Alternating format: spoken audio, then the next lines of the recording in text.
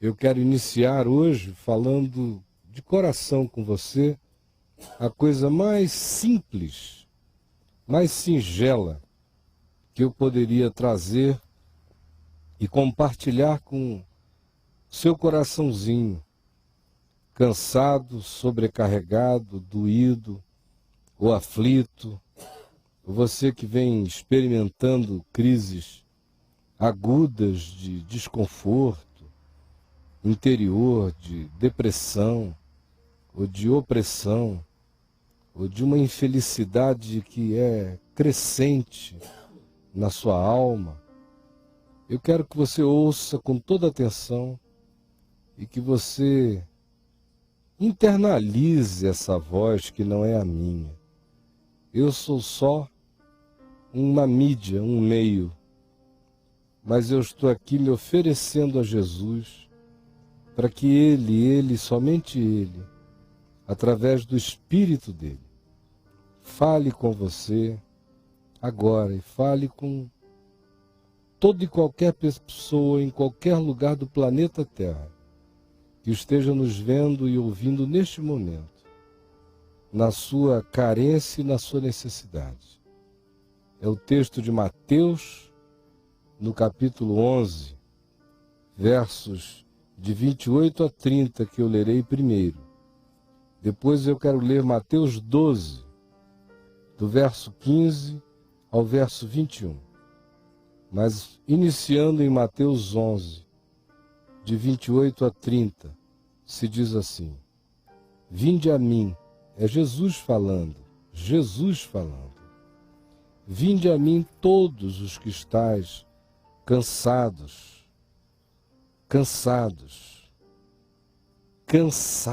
da vida, da existência, e sobrecarregados, oprimidos, levando pesos insuportáveis.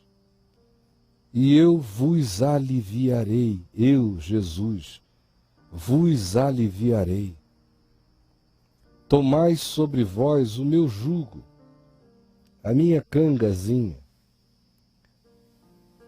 e aprendei de mim, porque sou manso e humilde de coração, e achareis descanso para as vossas almas, porque o meu peso, a minha canga, é leve, e o fardo, se é que é fardo, o que quer que de mim vocês tenham que carregar na vida, é leve. Isso é Jesus falando com todo ser humano. Podem vir a mim, todos, independentemente do tipo, da categoria, do nível, da expressão e da natureza do cansaço. Se você está de fato cansado, se você está dizendo, eu não suporto mais, as coisas não me fazem nenhum sentido. Se você entrou nesse nível de exaustão existencial, psicológica, se para você as coisas se tornaram insuportáveis, para além do que seja humanamente algo que você aguente e suporte levar. Ou se você está assim sobrecarregado, lotado, oprimido, Jesus diz, é com você que eu estou falando, pode vir a mim e eu aliviarei você. É simples assim. Venha a mim e eu aliviarei você. Aí você diz, bom, mas quando Jesus falou isso aqui, ele estava lá, num lugar, no tempo, espaço, com pessoas vendo, ouvindo diretamente. E hoje, nesta situação em que eu me encontro, como é que eu atendo esse convite? Ali naqueles dias de concreção histórica dessa fala de Jesus, no ambiente da Galileia, onde ele falou essas coisas aqui registradas nessa parte de Mateus, não era diferente do que é hoje. porque ele disse, vinde a mim, mas o máximo de movimento espaço-temporal que uma pessoa poderia fazer era chegar até o corpo dele como barreira física. Obviamente ele não estava dizendo, venham a mim, fiquem grudados em mim, sintam o meu cheiro, o meu suor, que vai trazer alívio a vocês. Ele estava dizendo a mesma coisa, com o mesmo significado que para nós significa hoje esse convite. Ele está dizendo, vinde a mim, convidando-nos a entrarmos numa dimensão que tem a ver com a natureza espiritual do convite dele. Tanto lá na Galileia quanto hoje aqui. Tanto há 2000 anos atrás quanto agora. Esse vir a mim é mergulhe no meu ser, no meu espírito, na minha palavra, no que eu tenho para dizer, para ensinar. E não apenas do ponto de vista conceitual, mas esse convite que diz vem a mim, é um convite para relacionalidade, para amizade.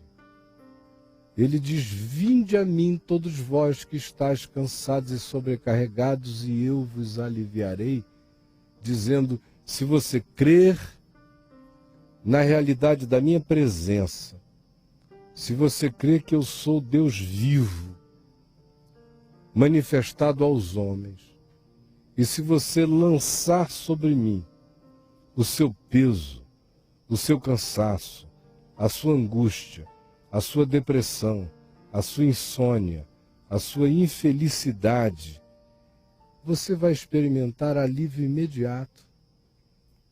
E como é que você faz isso? Qualquer um de nós, tanto lá 2000 anos atrás quanto hoje, só faz isso do mesmo modo. Pela fé.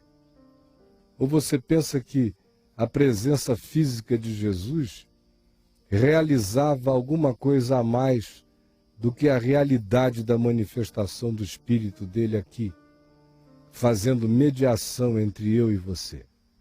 É claro que não. Ao contrário. Há 2000 anos atrás, a realidade da encarnação espaço-temporal dele na história era um fator limitante. Ele mesmo disse, convém-vos que eu vá, porque se eu for para o Pai, eu vos enviarei o Espírito Santo, o Consolador. Ele virá e morará em vocês, não apenas estará com vocês, mas fará habitação em vocês. Por isso ele diz, convém-vos que eu vá. Porque hoje, eu e você temos uma possibilidade dimensional de perspectivas infinitas. Porque eu não tenho que ficar preso à ideia da corporificação espaço-temporal limitante da história, de que se Jesus estivesse aqui, não estaria ali.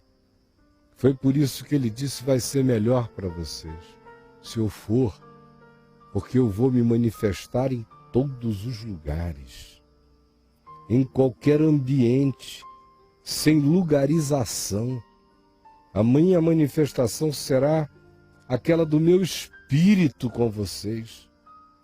De modo que quando ele diz hoje, vinde a mim os cansados e sobrecarregados, ele está me convidando para que eu mergulhe nele, para que eu faça a imersão do meu ser nele, para que eu me abandone, para que eu pare de desenvolver resistências, racionalizações que, se me fossem úteis, eu não estaria assim cansado, sobrecarregado, acachapado, oprimido, sem ar e sem fôlego. De fato, ele não está convidando ninguém que ache que tem reservas técnicas de sobrevivência. Ele está convidando aqueles que cansaram de cansaços incuráveis. Está convidando aqueles que estão sobrecarregados de pesos inumanos. dizendo: se vocês quiserem vir, venham e eu lhes darei alívio já, hoje e agora. E é simples assim. E é um movimento interior. É aqui uma decisão no coração, de ao invés de ficar agarrado com a realidade dos pesos, das sobrecargas, das preocupações, com causas identificáveis por nós ou não, e tomarmos a decisão dentro de nós mesmos. A viagem é simples, é entre a boca e o coração e a boca e o coração e a boca. Porque o que se diz acerca disso é simples. Se com a tua boca tu confessares a Jesus como Senhor, e no teu coração tu creres que Deus o ressuscitou de entre os mortos, tu serás salvo. Porque com o coração se crê para a justiça, e com a boca se faz a confissão acerca da salvação. Hoje você está vivendo aqui a opressão, a angústia, o peso, a sobrecarga, o desespero, as realidades dos julgos inumanos que você já não está mais conseguindo levar. E o movimento que você tem que fazer não é daqui para uma terra distante. É mudar de lado, é tomar uma decisão interior, é um movimento existencial que acontece quando você, reconhecendo o seu estado, decide pela fé, simplesmente pela fé, confiando, sem falar de si mesmo, sem evocar méritos, justiças próprias, qualificações, caráter, nenhuma dessas coisas. É do jeito que você está, absolutamente do jeito que você está. E você decide pela fé fazer essa viagem entre a boca e o coração, entre o coração e a boca. E com a sua boca, você vira dizer: Jesus, eu quero que tu sejas o meu Senhor. E com o seu coração, você creia que ele ressuscitou de entre os mortos, que ele está vivo, está entre nós. Essa viagenzinha simples, que acontece pela fé, imerge você, mergulha você numa outra dimensão. Você está me vendo em qualquer lugar desse planeta e dizendo: mas é isso só? Ora, essa é uma viagem mais extraordinária do que qualquer viagem intergaláctica ou interestelar. É simples e ao mesmo tempo é abismal, porque a maioria das pessoas preferiria pegar um foguete para Andrômeda do que ter a coragem de, admitindo o seu estado de impotência, largar-se, abandonar-se, entregar-se, jogar-se, arremessar-se diante de Jesus, mergulhar no invisível, pular de cabeça no aparentemente nada, para descobrir que mergulhará no tudo subitamente.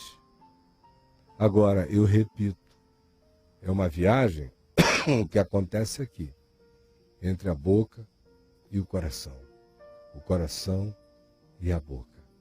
Com a boca você confessa, com o coração você crê. Essa relação de o coração crer e a boca confessa porque o coração crê, e que implica em sinceridade profunda e verdadeira, mergulha você na dimensão do Espírito em Deus. Não é preciso cortar uma cabeça de galinha, não é preciso fazer uma oferenda de animal, não é preciso entrar numa corrente de culto da Universal.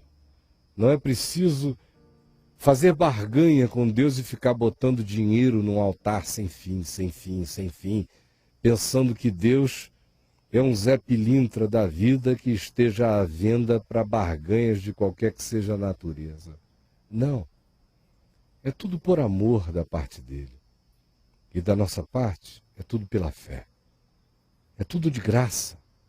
O convite não tem barganhas estabelecidas. Só há necessidades a serem reconhecidas. Ele diz, vem a mim, qualquer um, sem acepção de pessoas. Se você reconhecer que está cansado e sobrecarregado, e eu aliviarei você. E se você fizer isso, você vai provar o alívio agora, a libertação agora, o sossego, a paz, a serenidade, a leveza, o oxigênio do céu, enchendo a sua alma, tirando esse bafo de agonias infernais do seu coração, agora mesmo. Agora mesmo. É assim que é. Sempre foi assim, assim será sempre. E quem está falando com você não é um teórico dessas coisas. Não é um teólogo de baboseiras. Eu estou falando de uma relação experiencial, que primeiro é verdade em mim, e é porque eu creio com o meu coração que eu falo com a minha boca. Eu criei, por isso é que eu tenho falado. É por isso que eu estou aqui dizendo a você que assim é. Não estou vendendo nada. Estou fazendo um convite gratuito para quem quer que queira, para aquele que, em se reconhecendo nesse estado, diga, é comigo que se está falando. Eu preciso agora. Aí ele diz que se você vem, você precisa tomar o jugo dele. Que jugo é esse? A expressão aqui é daquela... da canga, que se põe entre um boi e um outro boi para carregar um peso. Ele diz, tome da minha canga, deixa eu botar o meu jugo sobre você, porque você vai ver que é suave. E é suave porque eu estou junto. Não é um jugo igual e compartilhado. Ele me convida para tomar o jugo dele porque ele já levou o peso todo. Por isso, ele nos convida para dividirmos isso com ele. Ele não tem nenhum peso a colocar sobre nós, nós é que temos todo o peso a lançarmos sobre ele. Porque ele tem cuidado de nós. Vai ficar leve, como ele diz aqui à frente, porque o meu jugo é suave e o meu fardo é leve? Porque ele leva. Por isso, subitamente fica leve. Não necessariamente as coisas mudam à nossa volta. Provavelmente o marido continue o mesmo, a mulher a mesma, os filhos os mesmos, a casa a mesma, as circunstâncias as mesmas, mas estranhamente, de repente, quando você fizer esse movimento de confiança, de fé, e lançar sobre ele todo o peso e sobrecarga das suas angústias, medos, aflições e necessidades, e confiar nele, e depositar sobre ele o que para você é pesado demais, ele diz, pegue o meu jugo, apenas porque ao pegar o jugo dele, ele leva o meu por inteiro. E ele prossegue e diz, e aprendei de mim, deixem-se ensinar por mim, aprendam o caminho da fé em mim, da confiança em mim, aprendam o significado de viver. Vocês só têm tentado existir. É uma existência de sobrevivência resfolegante, aflita, cheia de ignorância espiritual, ferindo-se desnecessariamente porque não aprenderam a viver. Não aprenderam o caminho da paz. Não aprenderam o significado de felicidade. Não aprenderam a graça de perdoar sempre.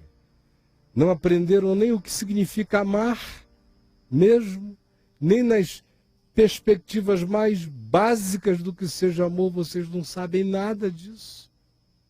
Aprendam de mim a viver, não a sobreviver e a existir, porque ele diz, eu vim para que todos vocês, para que você tenha vida. E tenha vida em abundância. Aprenda isso de mim. Não é palavreado, não é catequese, não é religião, não é filosofia abstrata de vida. É confiança praticando a palavra dele, que não é um checklist de mandamentos moraizinhos, chatinhos, religiosinhos. É apenas uma consciência de vida, é caminho, é verdade e é vida. Aprendam de mim e achareis, e encontrareis. Porque o meu jugo é suave, o meu fardo é leve, porque eu sou manso, não sou opressor, e eu sou o Deus humilde de coração, o Deus que se solidariza com os quebrantados, com os aflitos, porque eu me ponho no nível da sua necessidade, me vinculo a você em amor. Venha, aprenda a viver comigo, creia em mim, eu sou manso e humilde de coração, e eu garanto que você achará descanso hoje para a sua alma. E tudo isso é assim tão simples, porque o meu jugo é suave e o meu fardo é leve. Eu quero ler agora em Mateus 12, do verso 15 ao verso 21, que nos diz por que o jugo dele é suave e o fardo dele é leve. Por que ele é esse Deus manso e humilde de coração? Aqui se diz acerca dele. Mas Jesus, tendo dito estas coisas, afastou-se dali, e muitos o seguiram. E a todos os que o seguiram, ele os curou, advertindo-lhes, porém, que não o expusessem à publicidade, que não ficassem fazendo propaganda dele, que não o ideologizassem como objeto mágico de realizações, porque não era disso que ele estava tratando nem falando. E ele assim fez para se cumprir o que foi dito por intermédio do profeta Isaías, que é o seguinte, que o profeta Isaías tinha dito 800 anos antes de Jesus manifestar-se entre nós neste planeta. Eis aqui o meu servo, diz o Pai acerca do Filho. Eis aqui o meu servo, que escolhi, o meu amado. É o Pai falando desse que se encarnou entre nós, cheio de graça e de verdade, Jesus. O meu amado, em quem a minha alma se compraz. Jesus é o prazer do Deus eterno. E o Pai prossegue falando acerca do Filho. Farei repousar sobre ele o meu espírito, e ele anunciará juízo a todos os seres humanos da terra, a toda criatura vivente no planeta. Ele anunciará esse critério da graça de Deus. Juízo aqui não é julgamento, é o critério da graça de Deus, da relacionalidade com Deus.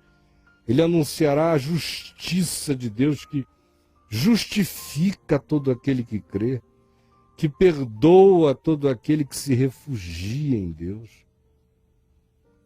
E aí prossegue dizendo, acerca de Jesus, o Pai descrevendo como Jesus é. Ele não contenderá, nem gritará, nem alguém ouvirá nas praças a sua voz. Essa é a primeira característica desse que veio anunciar a justiça salvadora de Deus a toda e qualquer criatura humana cansada, sobrecarregada, oprimida e acachapada. Primeira característica é essa.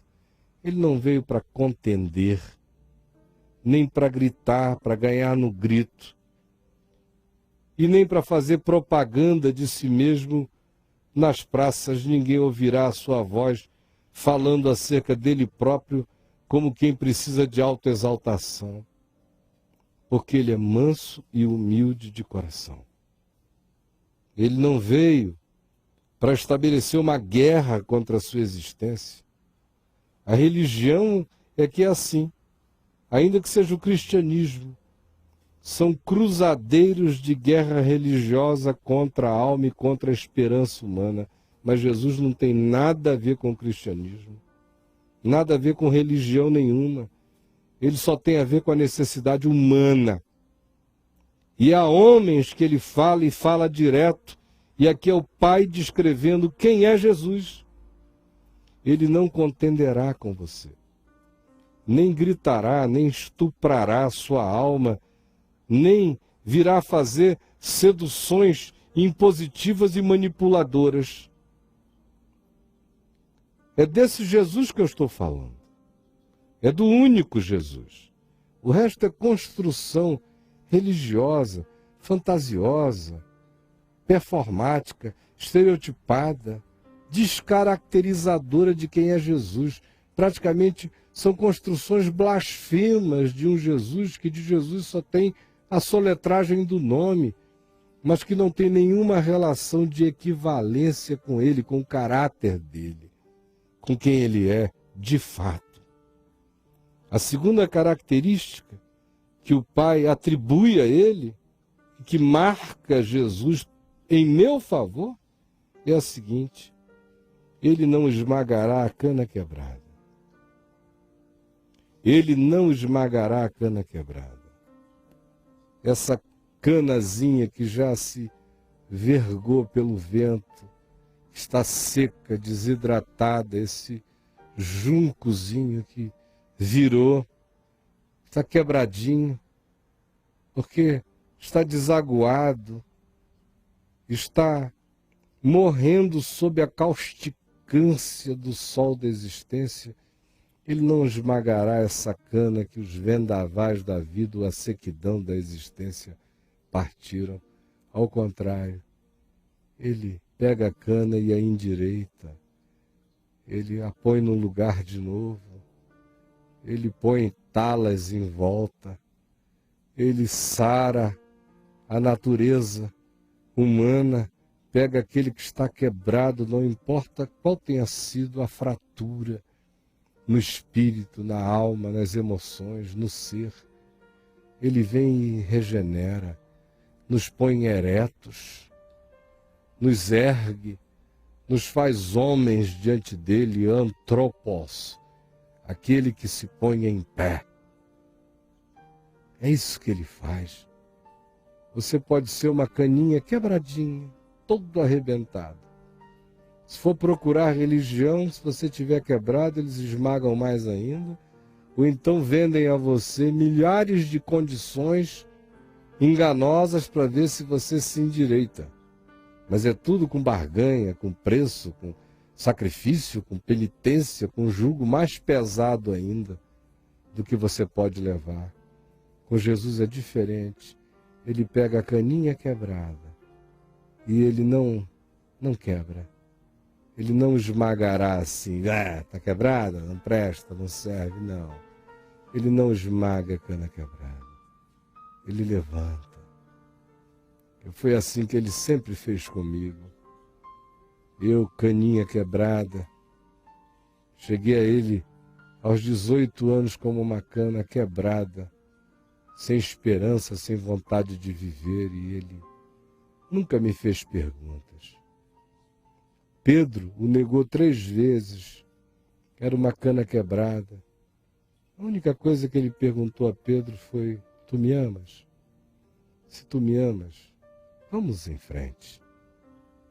Trata com amor, com esse mesmo amor com o qual eu estou te curando, caninha quebrada. Trata com esse amor das minhas ovelhinhas, dos meus cordeirinhos, dos teus irmãos. É assim que ele faz. Essa é outra característica que o Pai atribui a esse que diz: vinde a mim os cansados e sobrecarregados, e eu vos aliviarei. Tomai sobre vós o meu jugo e aprendei de mim, porque eu sou manso e humilde de coração, e achareis descanso para as vossas almas, porque o meu jugo é suave e o meu fardo é leve. A primeira característica é que ele não estupra ninguém. A segunda é que ele não se aproveita, ele não quer quebrar quem está quebrado, ele quer soerguer o quebrado. A terceira característica é que ele não apaga a torcida que fumega. Aquele tiçãozinho que estava fumegante, um dia aceso, a tocha acesa que foi apagando, aquela torcida de palha que na antiguidade se usava para iluminar o caminho, que foi perdendo do vício e foi morrendo, ele nunca apaga. Ele nunca apaga a esperança humana. Ele nunca apaga a perspectiva de cura humana. Ele nunca vem para desiludir ninguém. Ele vem para tirar as ilusões. Ele vem para ensinar a verdade, mas não para acachapar as esperanças genuínas de um coração que só quer encontrar vida, alívio, verdade nele. Por isso ele não está aqui, não esteve e não estará, para pegar a torcida que fumega e extingui-la. Ao contrário, ele sopra, ele reacende, sua brasinha está apagando, sua esperança está se extinguindo. Ele sopra, vai acendendo o fogo, a chama, a fé, a esperança, o amor, o bom ânimo. Ele vai acender o fogo da vida em você outra vez. E o Pai prossegue e diz que ele não contende, não violenta a gente, não esmaga o que já está quebrado, antes soergue, não apaga a torcida que fumega, sob hipótese alguma, porque o desejo dele é fazer vencedor o juízo que nos justifica. Não é o juízo que nos sentencia, é o juízo que nos traz pela fé a justificação gratuita. Ele não faz perguntas morais nem éticas. Ele simplesmente diz: olha, não importa em que condição você esteja, se você quiser vir a mim, eu estou aqui para lhe trazer alívio total e alívio absoluto. Eu quero iniciar orando agora com todo mundo que está com a gente, pela TV Brasília e pela Vem Ver TV em volta do planeta Terra. Você que está nos assistindo no Brasil e no mundo inteiro. Eu quero orar com você e quero que você ore comigo agora. Porque tudo que eu estou dizendo aqui é o que eu creio de todo o meu coração.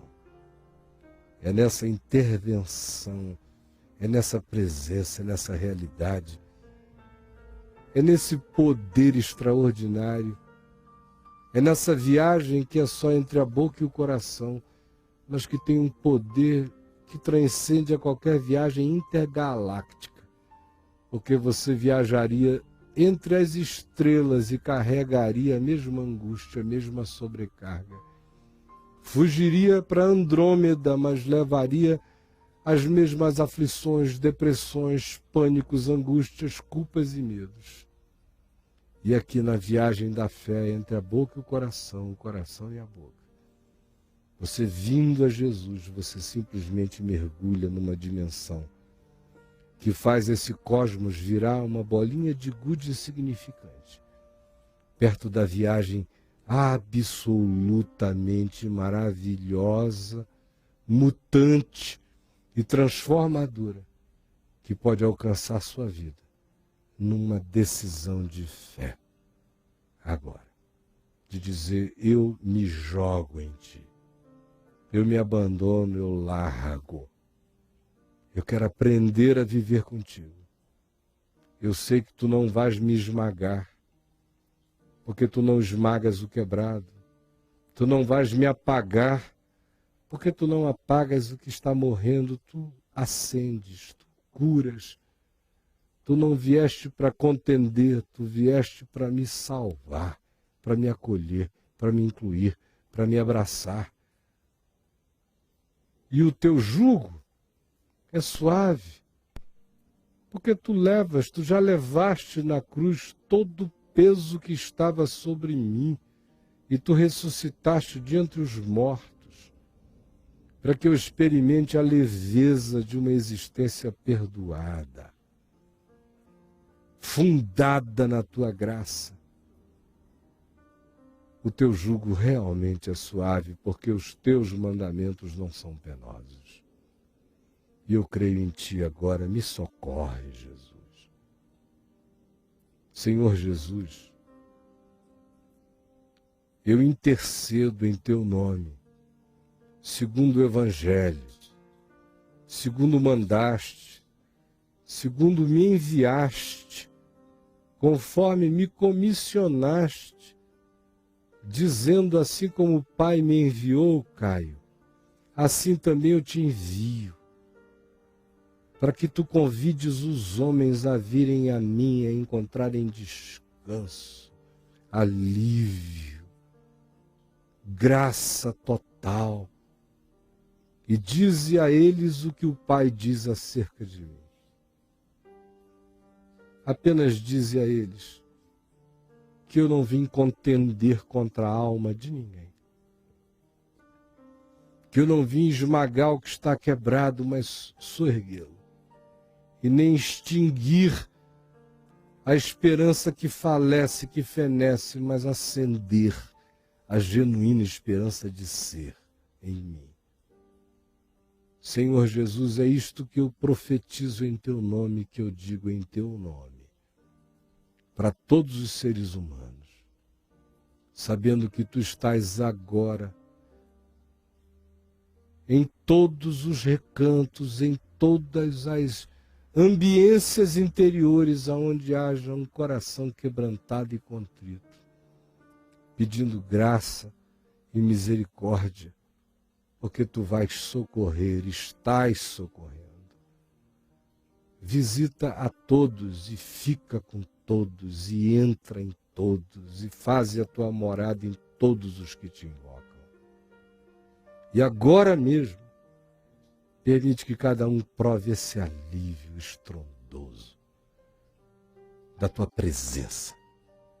Não é sugestão, não é indução, não é propaganda, não é publicidade religiosa, não é o anúncio de uma instituição que queira se assentar no lugar de Deus e nem de um homem.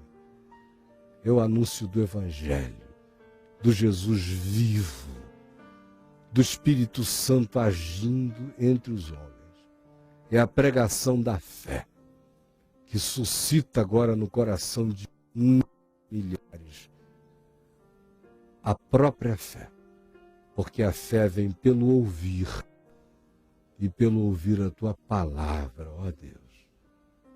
Dá que a tua palavra não volte para ti vazia, antes ela esteja realizando milagres de frutuosidade, de respostas em muitas vidinhas humanas que estejam cansadas de andar sozinhas, de levarem cargas inumanas e que hoje queiram simplesmente se entregar, descansando no teu amor, na tua graça, na tua bondade, em nome de Jesus. Amém e amém.